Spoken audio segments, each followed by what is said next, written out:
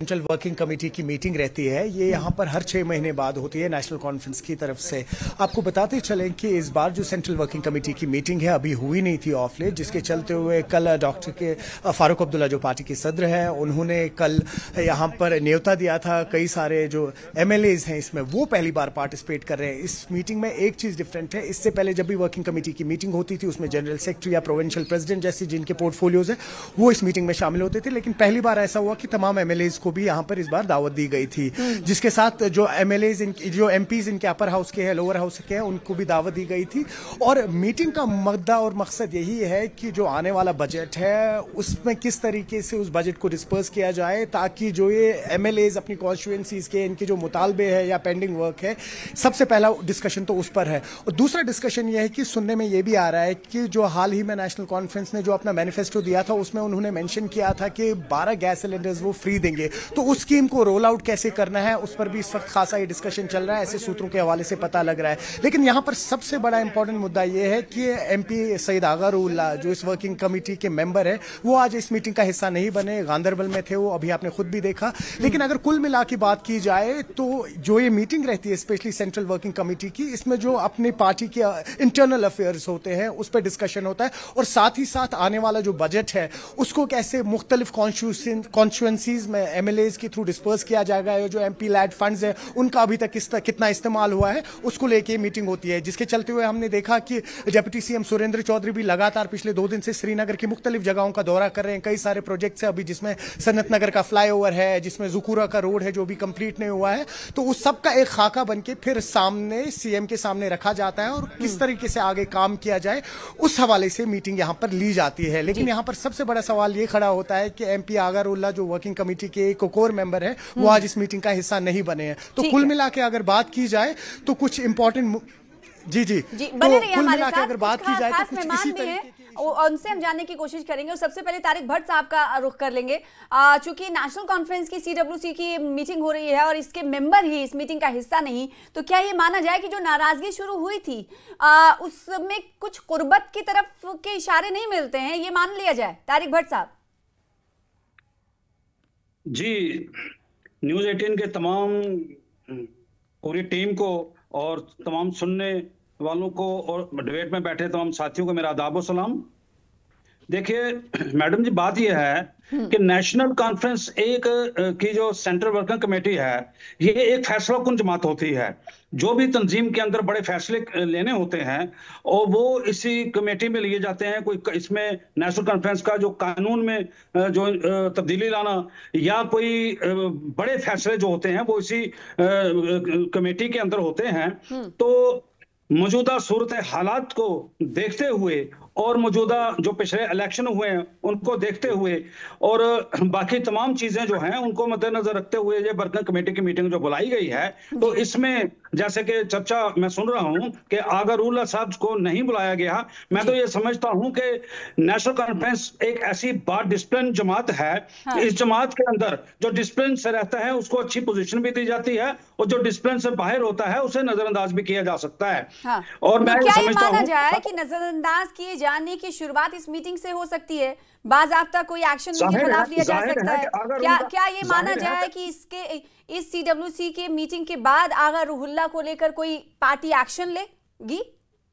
जाहिर है कि आगरुल्लाह साहब काफी दिनों से जो उनके बयानात जो आ रहे हैं वो मैं ये समझता हूं कि वो एंटी पार्टी उनके जो बयान आते हैं, लीडरशिप के खिलाफ उनके बयान आते हैं।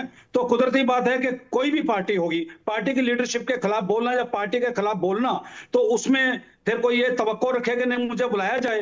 आगरुल्लाह साहब को ये चाहिए था कि वो अगर उनके दिल में कोई बात थी तो वो पार्टी लीडरशिप के पास जाते, उनके साथ बैठकर बात करते, उनका शायद कोई मसला हल हो जाता। लेकिन तो क्या मसला हल करने के लिए ही आज मीटिंग हो रही है? मैं आपसे यही जानना चाह रही हूँ, क्योंकि इतने दिनों से ये बात हो रही है, वो अलग बातें कह रहे हैं, CM साहब अलग बातें कह रहे हैं। खैर, आप इसका जवाब अभी नहीं देना चाहते, लेकिन आपसे ये जवाब लेंगे।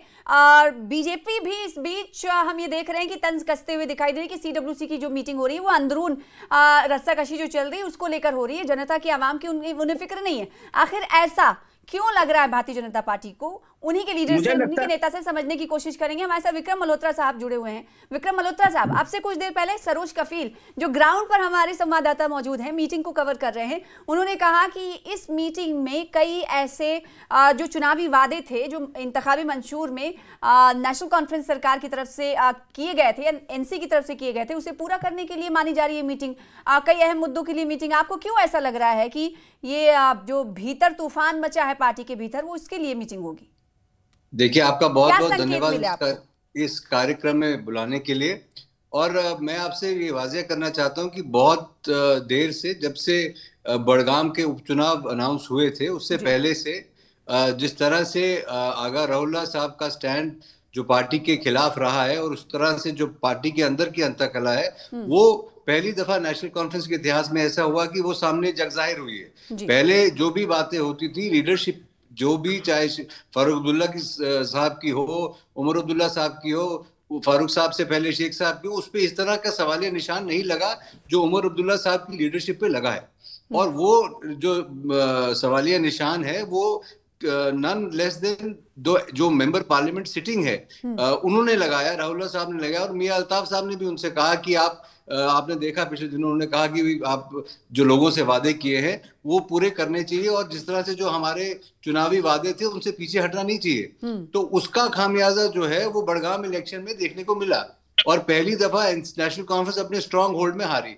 अब आपको ये समझना बहुत जरूरी है कि नेशनल कॉन्फ्रेंस के लिए अपने जो फ्लॉक है उसको इकट्ठा रखना मुश्किल हो रहा है। उसी के तहत ये जो इस किस्म की, अगर इनको लोगों की परवाह होती, अगर लोगों के साथ जो वादे किए थे उनको ये क्रियान्वित करने की कोशिश करते, तो शायद ये आज स्टेज नहीं आती। पर जो सिर्फ नारेबाजी और स्टेटहुड के आड़ में झुकना और सेंट्रल गवर्नमेंट को ब्लेम करना, पिछले 1 साल से उमर साहब की यही राजनीति चल रही है। तो उसके चलते मुझे लगता है आज नेशनल कॉन्फ्रेंस जो है वो इस पोजीशन पे है कि जैसे एलओपी साहब ने कहा, एक नहीं कई और रऊला इसमें है जो नाराज हैं, जो विधायक नाराज हैं सरकार की कारकर्दगी से।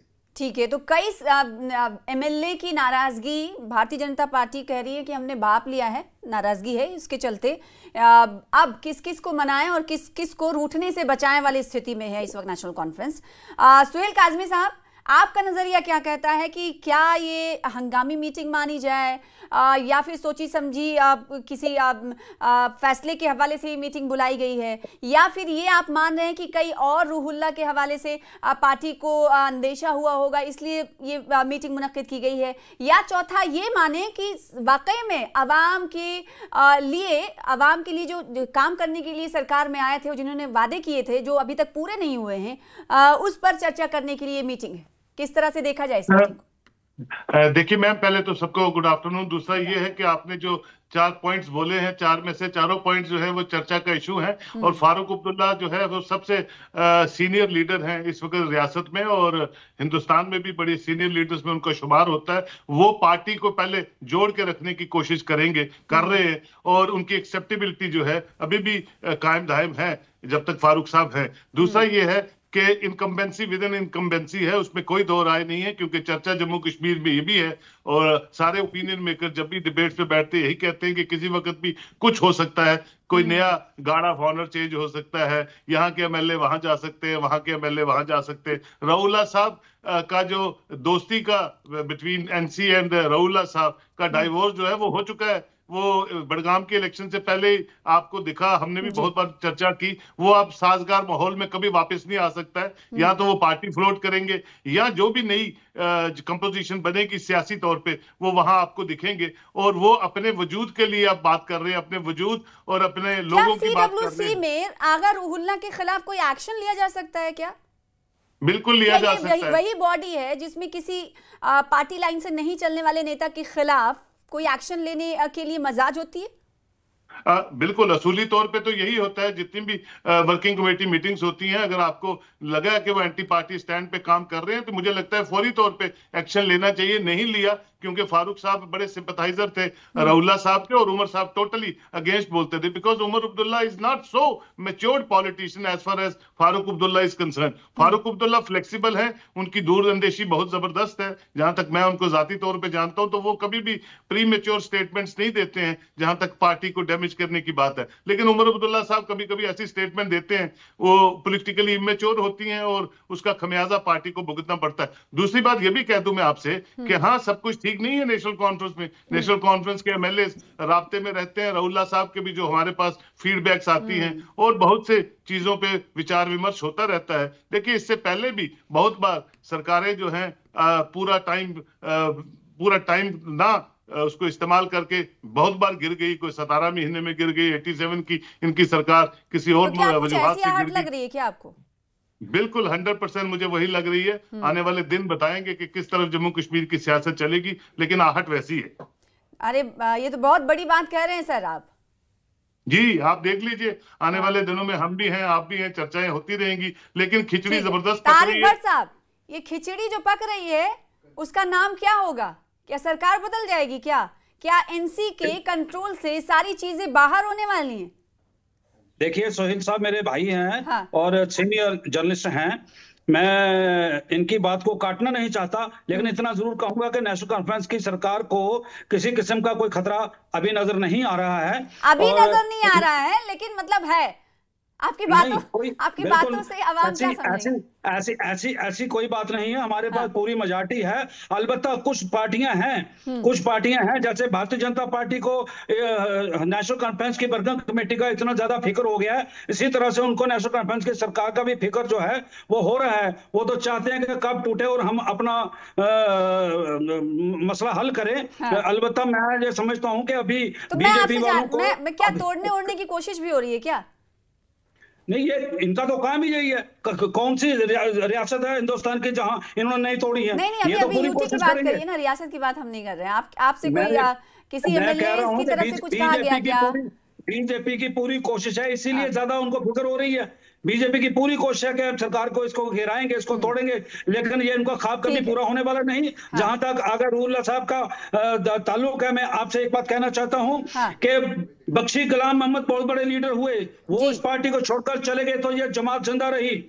मिर्जा अब्दुल बेग साहब वो चले गए, जमात जिंदा रही। जीएम शाह साहब चले गए, जमात जिंदा रही। अच्छा, तो आपका कहने का मतलब ये है कि अगर रुहुल्ला साहब चले जाएंगे हम पर कोई फर्क नहीं पड़ेगा, हमारी जमात वैसी की वैसी रहेगी। लेकिन बीजेपी पर बड़ा आरोप आप लगा रहे, इल्जाम लगा रहे विक्रम मल्होत्रा साहब, आप तो गिराने में ही रहते हैं, सरकार गिराने में रहते हैं, चाहे रियासत की हो चाहे यूटी की हो। ये बहुत बड़ा इल्जाम है आप पर। एक सेकंड तारिक भट्ट साहब, विक्रम मल्होत्रा साहब आपसे इस सवाल का जवाब। इस घर को आग लगेगी इस घर के चिराग से, और जो आगे पीछे दाएं बाएं छोटी मोटी पार्टियां बनी है वो इसी नेशनल कॉन्फ्रेंस से निकली है। लेकिन नेशनल कॉन्फ्रेंस को कोई फर्क पड़ने वाला नहीं है। एक अगर देश छोड़ के 10 में निकल जाएंगे, ये जमात फिर भी जिंदा रहेगी और पाइंदा रहेगी। डॉक्टर फारूक अब्दुल्ला साहब का, ठीक है, आप ये कह रहे हैं कि हमें कोई फर्क नहीं पड़ता रुहुल्ला से। एक सेकंड, लेकिन इस जो अंदरूनी खटपट होती है उससे बाहर वाले फायदा उठाते हैं सर। देखिए, बाहर फायदा सूरत में उठाया जा सकता है। एक सेकंड भट्ट साहब, एक सेकंड, विक्रम साहब, अंदर देखिए अपोजिशन के लोग क्या बीजेपी ऐसी कोशिश कर रही है कि सरकार बीजेपी को कोई कोशिश करने की जरूरत नहीं है। अच्छा, हमारी पार्टी की आपने सभी की बातें सुनी। बीजेपी कह रही है कि इनके अपने ही बहुत काफी है सरकार गिराने के लिए, बाहर के लोग चाहिए ही नहीं। बिल्कुल, देखिए मैं ये कह रहा हूँ, भट्ट साहब का ऑडियो नीचे कर दीजिए सर। इस पूरी सिचुएशन को, पॉलिटिकल सिचुएशन जो इस वक्त बनती हुई नजर आ रही है, तारिक भट्ट साहब एक सेकंड प्लीज, मैं दूंगी बोलने के लिए आपको वक्त। सरोज, इसे किस तरह से देखा जा रहा है और किस तरह से देखा जाए?